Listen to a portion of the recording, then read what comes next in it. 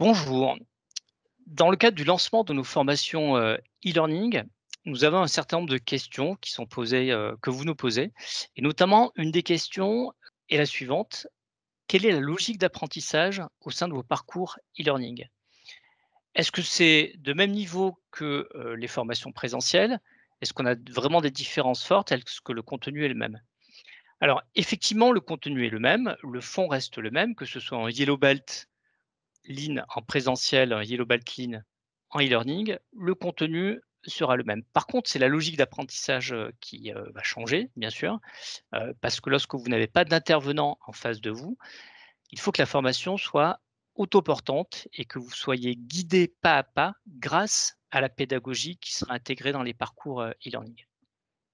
En l'occurrence, c'est cette fameuse logique d'apprentissage. Je vais vous donner un exemple.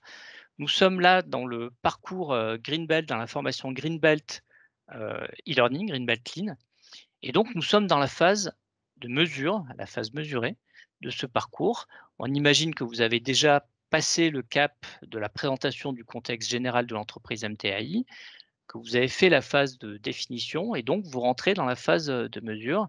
On va y rentrer ensemble.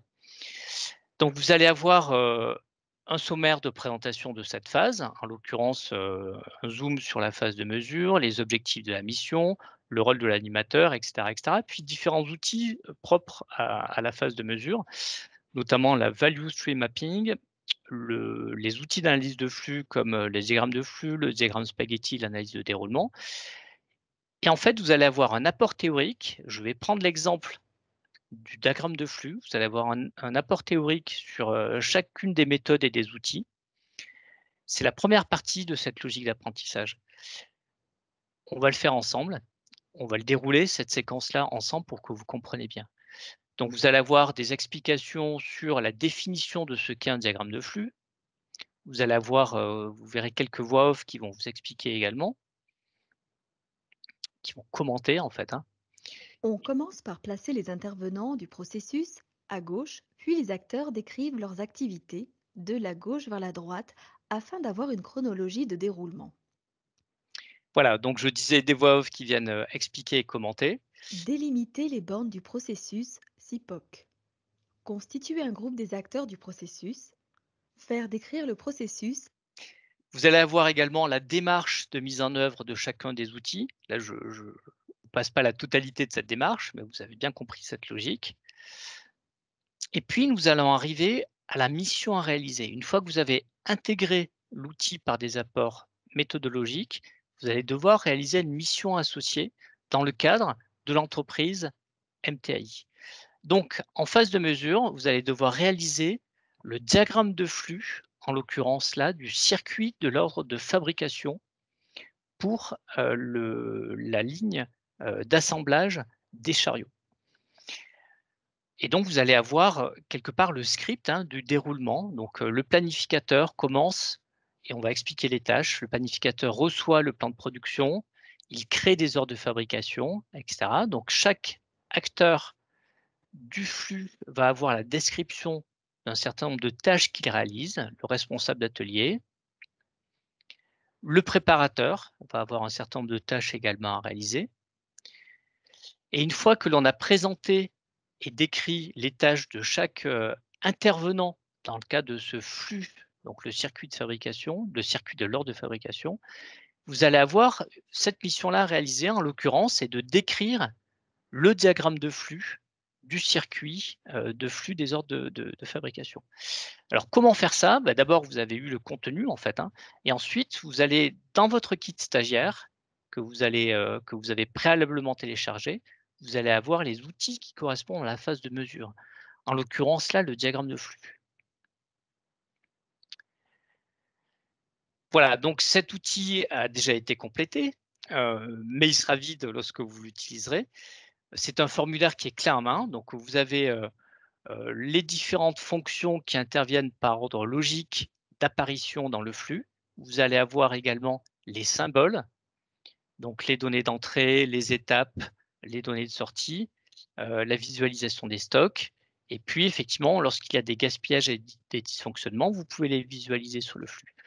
Donc vous allez avoir, un temps de conception de ce diagramme de flux à partir des données que vous avez récupérées. Et une fois que c'est réalisé, eh bien, vous faites un copie-écran et vous allez intégrer ce diagramme de flux dans le rapport de certification de compétences qui est également dans le kit stagiaire. Et là, en l'occurrence, ce rapport est également autoportant puisqu'il vient structurer les phases du DMAIC. Là, nous avons la phase de définition. Là, j'arrive à la phase de mesure. Et sur la phase de mesure, eh bien, j'ai la partie diagramme de flux actuel. Et vous venez copier ce que vous venez de faire sur le fichier Excel dans votre rapport de certification de compétences et apporter un certain nombre de commentaires sur les problématiques identifiées. Vous allez voir que sur quelques outils, vous allez devoir évaluer ou calculer un certain nombre d'indicateurs de performance. Là, en l'occurrence, vous allez avoir le taux d'efficacité à calculer, qui est le ratio entre le nombre de tâches à valeur ajoutée sur le nombre de tâches totales. Voilà, si je résume cette logique d'apprentissage, sur chacune des missions, vous allez avoir un apport théorique. En l'occurrence, là, c'était sur le diagramme de flux.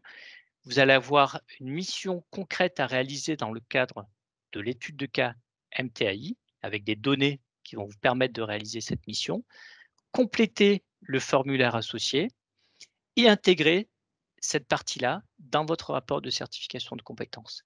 Et votre rapport va se construire au fur et à mesure de l'avancée de votre formation pour que, à la fin de votre parcours de formation e-learning, eh bien, vous ayez le rapport finalisé, donc les différentes phases DMAIC complétées sur la base de l'étude de cas.